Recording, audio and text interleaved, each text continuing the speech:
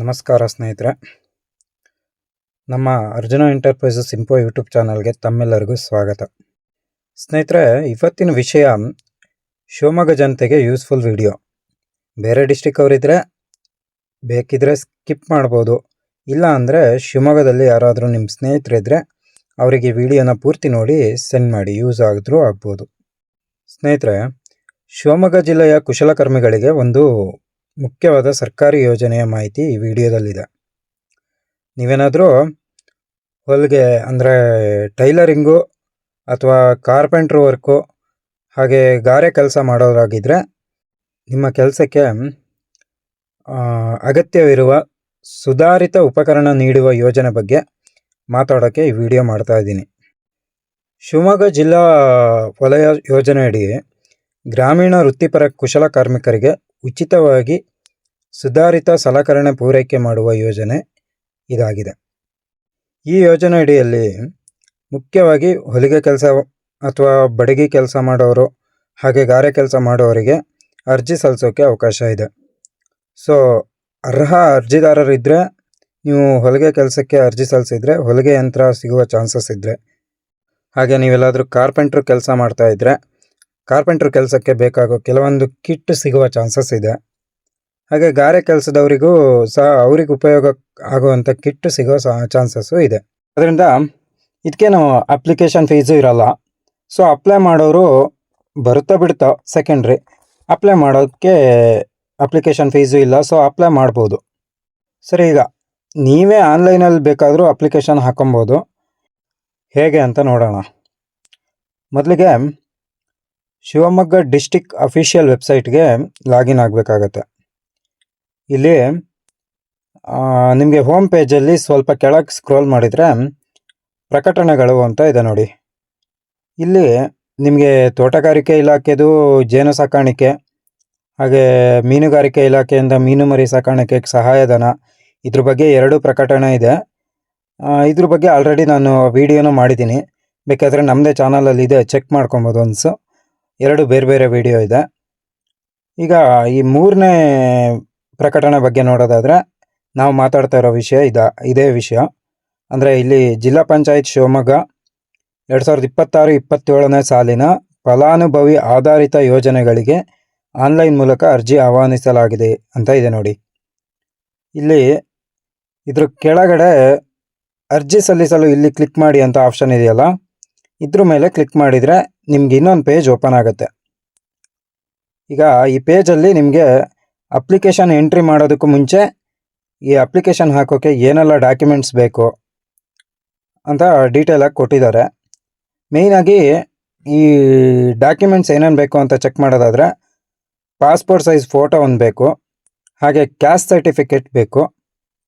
Next ಗ್ರಾಮ ಪಂಚಾಯತಿ ಕಡೆಯಿಂದ ನೀಡಿರುವ ವೃತ್ತಿ ದೃಢೀಕರಣ ಪತ್ರ, ಹಾಗೆ ಏಜ್ ಪ್ರೂಫಿಗೆ ಶಾಲಾ ವ್ಯಾಸಂಗ ದೃಢೀಕರಣ ಪತ್ರ ಅಥವಾ TC ಅಥವಾ SSLC ಮಾರ್ಕ್ಸ್ ಕಾರ್ಡ್ ಆಗುತ್ತೆ.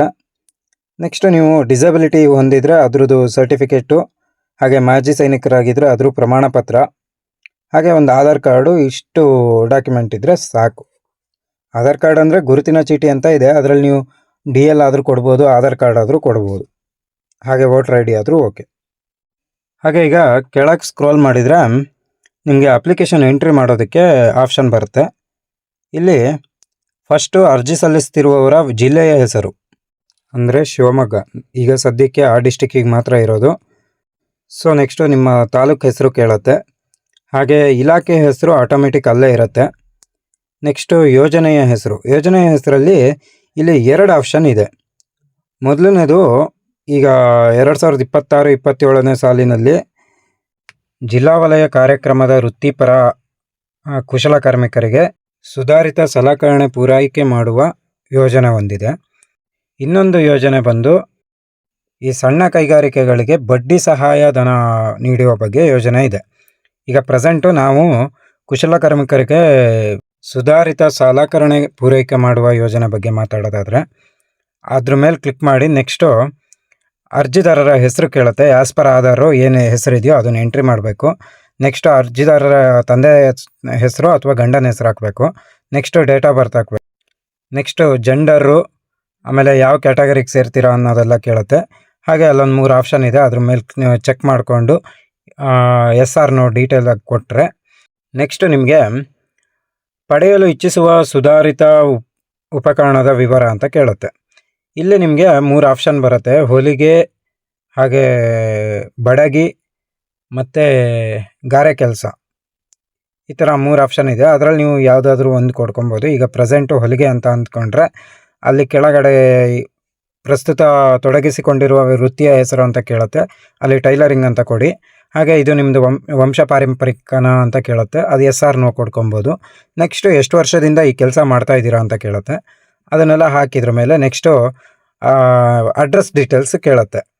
ಇಲ್ಲಿ ನಿಮಗೆ ಗ್ರಾಮ ಪಂಚಾಯತಿ, ಜಿಲ್ಲೆ, ವಿಧಾನಸಭಾ ಕ್ಷೇತ್ರ, mobile number, email I D, ರಾಜ್ಯದ ಹೆಸರು, ಜಿಲ್ಲೆಯ ಹೆಸರು, ಹಾಗೆ ವಿಳಾಸ, ಪಿನ್ ಕೋಡು ಇದಿಷ್ಟು ನೀಟಾಗಿ ಫಿಲ್ ಮಾಡಿ 1 by 1 ಫಿಲ್ ಮಾಡ್ಕೊಂಬಂದರೆ ಲಾಸ್ಟಲ್ಲಿ ನಿಮಗೆ ಡಿಕ್ಲರೇಷನ್ ಇರುತ್ತೆ. ಆ ಡಿಕ್ಲರೇಷನ್ಗೆ ಕ್ಲೀನಾಗಿ ಓದ್ಕೊಂಡು ಐ ಅಗ್ರಿ ಅಂತ ಕೊಟ್ಟು ನೆಕ್ಸ್ಟು ಅಲ್ಲಿ ಕ್ಯಾಪ್ಚನ ಎಂಟ್ರಿ ಮಾಡಿ ಸಬ್ಮಿಟ್ ಮಾಡಿದರೆ ನಿಮಗೆ ಈ ಅರ್ಜಿ ಫಾರ್ಮು ಫಿಲ್ ಮಾಡೋದು ಕಂಪ್ಲೀಟ್ ಆಗುತ್ತೆ. ನೆಕ್ಸ್ಟು ಸಬ್ಮಿಟ್ ಆದ್ರ ಮೇಲೆ ನೀವು ಫಿಲ್ ಮಾಡಿರೋ ಡೀಟೇಲು ಇನ್ನೊಮ್ಮೆ ಓಪನ್ ಆಗುತ್ತೆ. ಆ ಡೀಟೇಲನ್ನು ಒಂದ್ಸಲ ಚೆಕ್ ಮಾಡಿಕೊಂಡು ಇಲ್ಲಿ ಕೆಳಗಡೆ ಕಾಣಿಸ್ತಾ ಇರೋ ಅಟ್ಯಾಚ್ ಅನಕ್ಷರ್ ಅಂತ ಇದೆ ನೋಡಿ, ಇದ್ರ ಮೇಲೆ ಕ್ಲಿಕ್ ಮಾಡಿದರೆ ನಿಮಗೆ ಏನೇನು ಡಾಕ್ಯುಮೆಂಟ್ ಅಪ್ಲೋಡ್ ಮಾಡಬೇಕು ಅಂತ ಕೇಳುತ್ತೆ. ಈಗ ಪ್ರೆಸೆಂಟು ಪಾಸ್ಪೋರ್ಟ್ ಸೈಜ್ ಫೋಟೋ, ಹಾಗೆ ಒಂದು ಆಧಾರ್ ಕಾರ್ಡು, ಒಂದು ಟಿ ಸಿ ಅಥವಾ SLC ಮಾರ್ಕ್ಸ್ ಕಾರ್ಡು, ಇವು 3 ಸ್ಕ್ಯಾನ್ ಮಾಡಿಕೊಂಡು 1 by 1 ಅಪ್ಲೋಡ್ ಮಾಡಿ ಸೇವ್ ಅನಕ್ಷರ್ ಕೊಟ್ಟರೆ ನಿಮಗೆ ಇ ಸೈನಿಗೆ ಹೋಗುತ್ತೆ. Next last procedure e sign ಅಂತ ಇರುತ್ತೆ. ಇ ಸೈನ್ ಅಂದರೆ ನಿಮ್ದು ಆಧಾರ್ ಕಾರ್ಡಿಗೆ ಕೊಟ್ಟಿರೋ ಮೊಬೈಲ್ ನಂಬರಿಗೆ ಒಂದು OTP ಹೋಗುತ್ತೆ. ಆ OTP ಹೊಡೆದ ತಕ್ಷಣ ನಿಮಗೆ ಈ ಪ್ರೊಸೀಜರ್ ಕಂಪ್ಲೀಟ್ ಆಗುತ್ತೆ, ಒಂದು ಅಕ್ನಾಲೇಜ್ಮೆಂಟ್ ಬರುತ್ತೆ, ಅದನ್ನ ಇಟ್ಕೊಂಡ್ರೆ ಆಯ್ತು ಅಷ್ಟೆ. ಇದಿಷ್ಟು ಸ್ನೇಹಿತರೆ ಈ ಯೋಜನೆಗೆ ಅರ್ಜಿ ಸಲ್ಲಿಸೋ ವಿಧಾನ ಆಗಿತ್ತು. ಸ್ನೇಹಿತರೆ, ಈ ಮಾಹಿತಿ ನಿಮಗೆ ಇಷ್ಟ ಆಗಿದರೆ, ಉಪಯುಕ್ತವಾಗಿದೆ ಅನಿಸಿದರೆ ಈ ವಿಡಿಯೋಗೊಂದು ಲೈಕ್ ಮಾಡಿ. ಹಾಗೆ ಇದೇ ಥರ ಇನ್ಫಾರ್ಮೇಟಿವ್ ವಿಡಿಯೋಗೋಸ್ಕರ, ಹಾಗೆ ಗ್ರಾಮನ್ ರಿಲೇಟೆಡ್ ವಿಡಿಯೋಗೋಸ್ಕರ, ಹಾಗೆ ಜಾಬ್ ಡೀಟೇಲ್ಸ್ ಬಗ್ಗೆ ಏನೇ ಮಾಹಿತಿ ಬೇಕಿದ್ರೂ ಈ ಚಾನಲ್ಗೆ ಸಬ್ಸ್ಕ್ರೈಬ್ ಆಗಿರಿ. ಸಿಗೋಣ ಮುಂದಿನ ವಿಡಿಯೋದಲ್ಲಿ. ಧನ್ಯವಾದಗಳು.